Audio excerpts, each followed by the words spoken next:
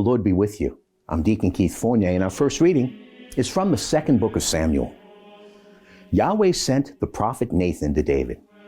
He came to him and said this, "In the same town there were two men, one rich and the other poor. The rich man had flocks and herds in great abundance. The poor man had nothing but a ewe lamb, only a single little one which he had bought. He fostered it, and it grew up with him and his children, eating his bread, drinking from his cup, sleeping in his arms. It was like a daughter to him. When a traveler came to stay, the rich man would not take anything from his own flock or herd to provide for the wayfarer who had come to him. Instead, he stole the poor man's lamb and prepared that for his guest. David flew into a great rage with the man. 'As Yahweh lives,' he said to Nathan, 'the man who did this deserves to die. For doing such a thing, and for having shown no pity, he shall make fourfold restitution for that lamb.' Nathan then said to David, 'You are the man. Yahweh, God of Israel, says this, I anointed you king of Israel. I saved you from Saul's clutches.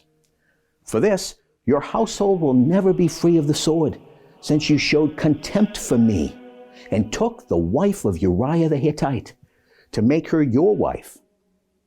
Yahweh says this, out of your own household I shall raise misfortune for you. Before your very eyes I shall take your wives and give them to your neighbor, who will lie with your wives in broad daylight. You have worked in secret, but I shall work this for all Israel to see in broad daylight.' David said to Nathan, 'I have sinned against Yahweh.' Nathan then said to David, 'Yahweh, for his part, forgives your sin. You are not going to die. But since you have outraged Yahweh by doing this, the child born to you will die.' And Nathan went home. Yahweh struck the child which Uriah's wife had born to David, and it fell gravely ill. David pleaded with Yahweh for the child. He kept a strict fast and went home and spent the night lying on the ground, covered with sacking. The officials of his household stood round him, intending to get him off the ground, but he refused, nor would he take food with them. And our response is taken from Psalm 51. Give me back the joy of your salvation. Sustain in me a generous spirit. I shall teach the wicked your paths, and sinners will return to you.